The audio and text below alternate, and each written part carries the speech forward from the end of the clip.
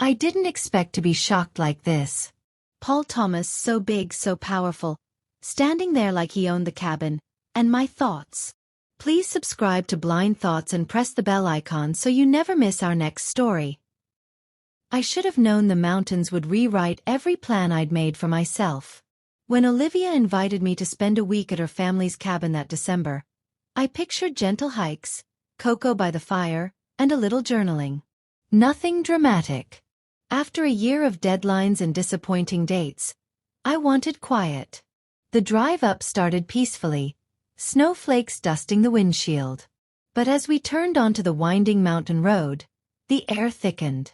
Pines bowed under snow, and the world seemed hushed. Mom always says the mountains keep their own secrets, Olivia said brightly. I smiled, letting the calm press against me.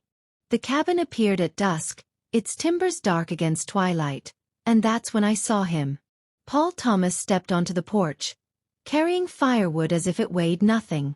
Taller, broader, and stronger than I remembered. He looked as if he belonged to the forest itself. You made it before the storm, he said, voice low and steady. Barely, Olivia answered, hugging him. Paul Thomas, you remember Lena? He turned those gray eyes on me. Hard to forget. A quiet shiver ran through me that had nothing to do with the cold. Inside, the cabin glowed with firelight. While Olivia unpacked groceries, I wandered to the living room, where Paul Thomas coaxed flames from the logs. Sparks leapt like tiny stars. You picked a good week, he said without looking up. Forecast says we might get snowed in. As long as there's cocoa, I replied. He flicked a small warm smile in my direction. I've got enough for an army, he said. Evening passed with laughter and stories. Olivia's chatter filled the cabin, but I found myself watching Paul Thomas. How he listened, how his eyes lingered on the fire, carrying whole forests of thought. By nightfall, the storm gathered strength. Olivia retreated upstairs, leaving Paul Thomas and me by the fire.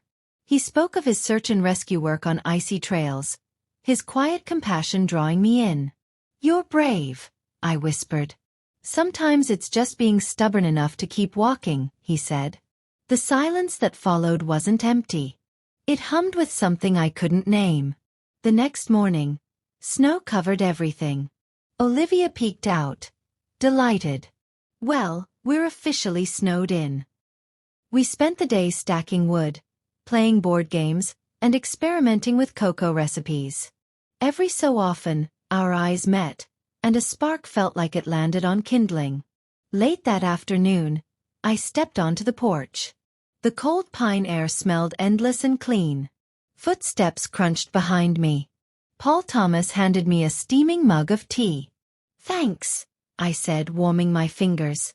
Dangerous too, he said, glancing toward the hidden road. Storms like this can shift fast. You like the danger? He met my eyes. I like what it teaches you. How small you are, how strong you can be.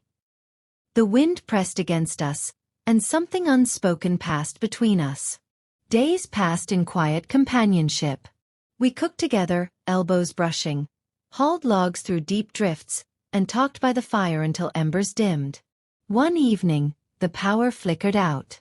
Candles lit, Olivia called the ranger. Paul Thomas and I stayed by the fire. We spoke of books, childhood memories, dreams we'd hardly shared. He told of rescues that changed him. I spoke of city noise I loved and hated. Silence settled, not awkward, but full of recognition. I realized the pull I felt all week wasn't just attraction. It was two lives meeting at a quiet crossroads. You've got a strength you don't give yourself credit for, he said. Maybe I'm just stubborn enough to keep walking, I replied. He smiled. That's courage. By dawn, the plows had cleared the road. Olivia buzzed with excitement, but I lingered. Paul Thomas helped load the car, hands steady. Drive safe. Come back when you can, he said simply. I wanted to say more, but words felt small. I let silence speak, carrying the warmth, the quiet courage, and a steady flame that had grown between us. As the city skyline appeared, I knew this. Some storms arrive to trap you, but the right one will set you free.